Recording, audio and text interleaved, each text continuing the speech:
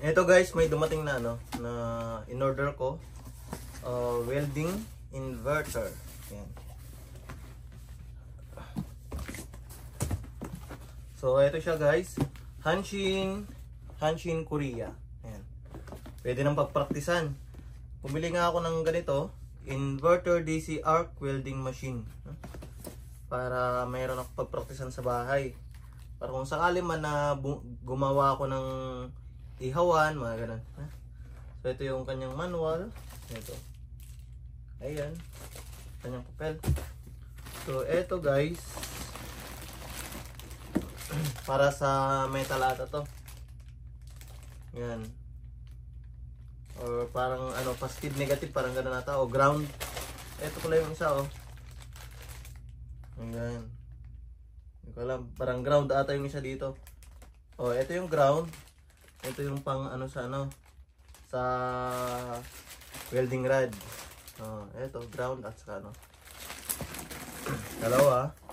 Tapos ito naman yung shield niya. Yan. Tara. Bulaga. So tapos ito naman yung handle niya. Itong isa. Basta di ka na binuksan.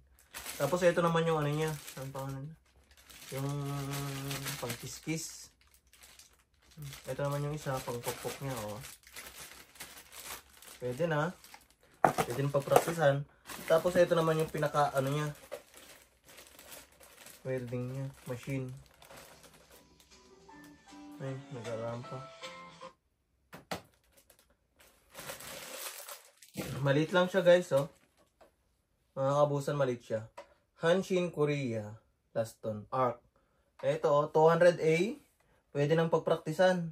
Kung gustong matuto ng welding. O kung man, pwede nang gumawa ng ang pangalan? Mga stand or ihawan. Mga ganun, pwede na. So, dahil wala din naman akong trabaho doon sa amin. At kung ano yung pwede kong pagkaabalahan doon. So, kaya bumili din ako ng ganito. Para pagpraktisan. Gusto ko din kasi matuto ng welding. Mahirap siya pero alam ko sulit din naman kapag natutunan mo. Ito yung negative niya. Positive to. Kasi pula. Pula, negative, black, positive. Siguro. Basta di ko pa pag-aaralan ko pa to.